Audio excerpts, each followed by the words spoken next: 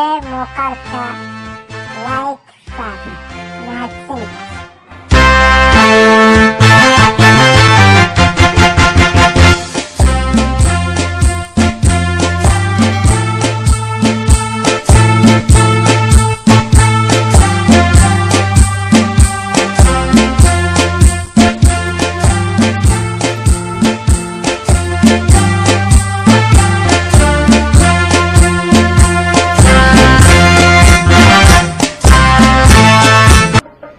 السلام الله عليكم ورحمة الله وبركاته. أصحاب قيمها بدن وكسو دوادا شيكدي لما قعب حدي مرغو إيو ميدب تكورجعي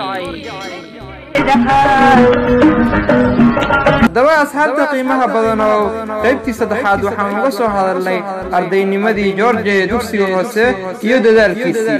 maantana qaybta afraad waxaan uga hadli doonaa dugsigiisii dhexe iyo cadaadiskii uu kala kulmay.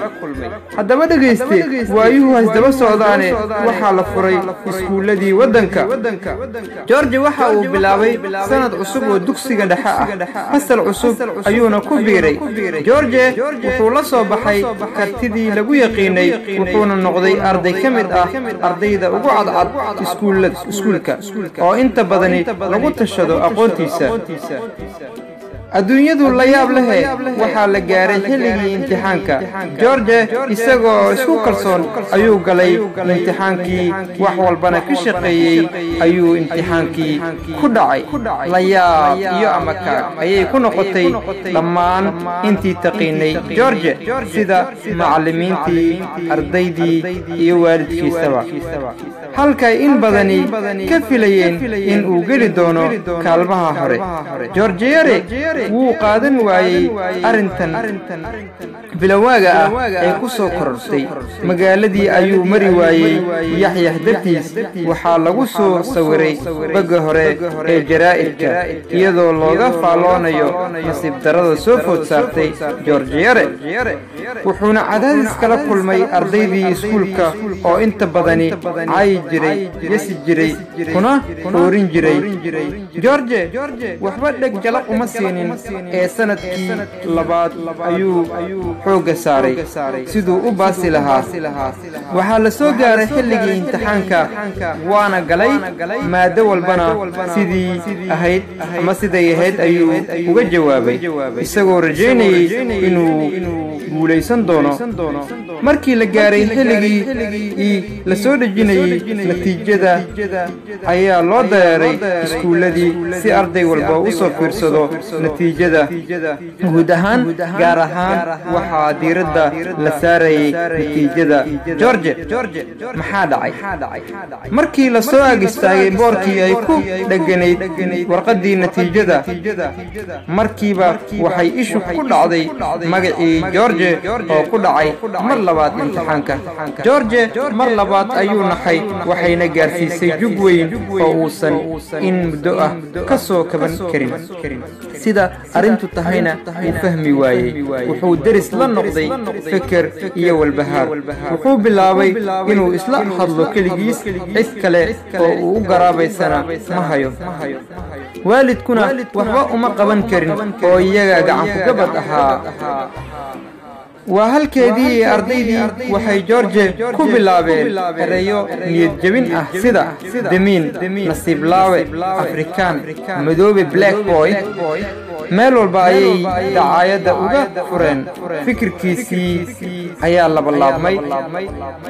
joornaalkii uu soo gadaba faalladiisa ayaa ku qoran, wuxuuna noqday mid magaalada oo dhan looga sheekaysto, laguna halqabsado markii arday wax looga digayo. akhristow dib u laabo. George sanadihii hore wuu fiicnaa, hadda maxaa helay? ma malayn kartaa meesha laga haysto? George George waxaa laga helay xagga macallimiinta waayo waxay arkeen aqoontiisa badan taasoo ay u arkeen inuu mustaqbalka noqon doono nin caan ah famous man sidaa darteed ayay go'aansadeen number 2 in hoos loo dhigo aqoontiisa number 2 in la midabta koro number 3 in la niyad jabiyo number 4 in imtixaanka lagu rido taasoo ay uga gol leeyihiin in waxbarashada uu naco oo uu derbijiif ama ciyaal suuq noqdo George culays badani ayaa soo food saaray si uu u maareeyana garan la yahay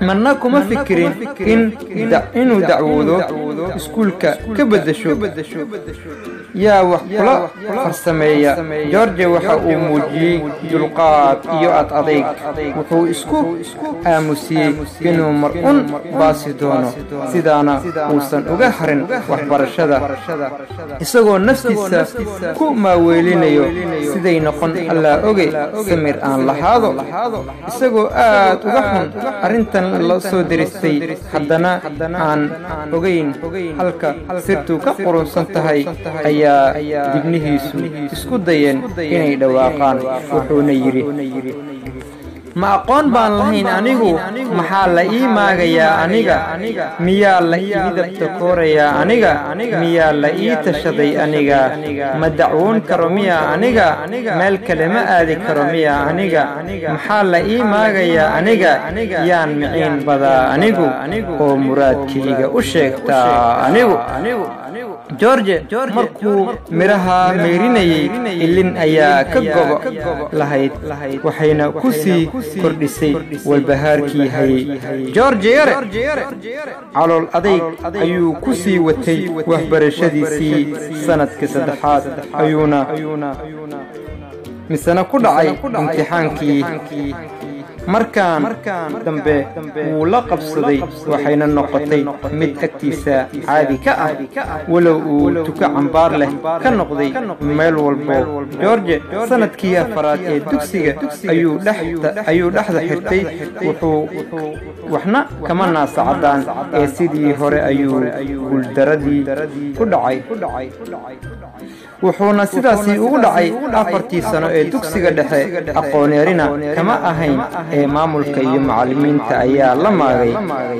arintan haysata ee ka hari weyday George yare arday badan ayaa u soo jeediyay inuu isaga tago iskuulka iskana dhaafo waxbarashada maadaama ay guuldaradiisu joogto noqotay suuqiisana uu ka xogsado waxaana ugu wacnay ardayda madow oo ku yaraa iskuulada dalka Mareykanka haddaba dhageyste intaas waxa inoogu soo idlaaday qaybtii 4aad ee sheekadii la magac baxday murugo iyo midab takoor jacay waa hal abuurkii al-ustaad Cabdullaahi Macalin Axmed Timcade waxaana idin soo jeedinay anigoo ah Cabdullaahi Maxamed Cabdi CMC waxaana idin leeyahay intaan ku kulmi doono qaybta xigto sidaas iyo salaamaad